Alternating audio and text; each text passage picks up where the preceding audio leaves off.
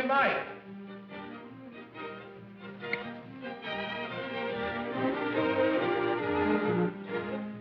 Thank you. How do you do, ladies and gentlemen? This is Orson Welles. I'm speaking for the Mercury Theater, and what follows is supposed to advertise our first motion picture. Citizen Kane is the title, and we hope it can correctly be called a coming attraction. It's certainly coming to this theater, and I think our Mercury actors make it an attraction.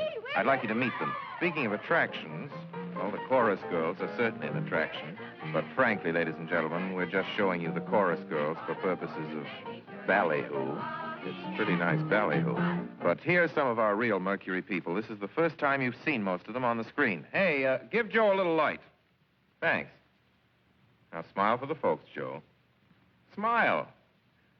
Joseph Cotton, ladies and gentlemen. That's it. Joseph Cotton. I think you're going to see a lot of him. Here's Ruth Warwick, whom I know you love. Ruth.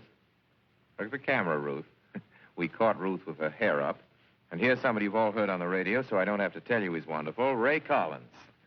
Dorothy Comingore is a name I'm going to repeat. Dorothy Comingore. I won't have to repeat it much longer. You'll be repeating it. And here's George Coulouris, who's a grand actor. I'll say that name again. George Coulouris. Watch it. Here comes Everett Sloane. Look out, Everett. Oops. Everett Sloane, ladies and gentlemen, he isn't necessarily a comedian. And here's one of the best actresses in the world, Agnes Moorehead. I've said a lot of nice things, but Erskine Sanford deserves some more. Erskine Sanford. So does Paul. Paul Stewart, everybody. Citizen Kane is a modern American story about a man called Kane, Charles Foster Kane. I don't know how to tell you about him. There's so many things to say. I'll turn you over instead to the characters in the picture. As you'll see, they feel very strongly on the subject.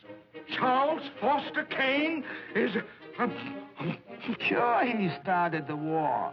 But do you think if it hadn't been for Mr. Kane, the United States would have the Panama Canal? Charles Foster Kane is nothing more or less than a communist. Kane, governor. Listen, when the voters of this state and Mrs. Kane learn what I found out about Mr. Kane and a certain little blondie named Susan Alexander, he couldn't be elected dog catcher. I'm going to skin Mr. Charles Foster Kane alive. I'm going to marry him next week at the White House. Emily, I hear you've been stepping out with Charlie Kane. Of course I love him. I gave him $60 million. Well, of course I love him. He's the richest man in America. That's what all the girls say about him at first. But you know, I can't help but admire him. He's crazy. He's wonderful.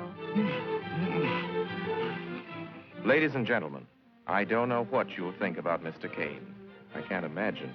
You see, I play the part myself. Well, Kane is a hero and a scoundrel, a no account and a swell guy, a great lover, a great American citizen, and a dirty dog. It depends on who's talking about him.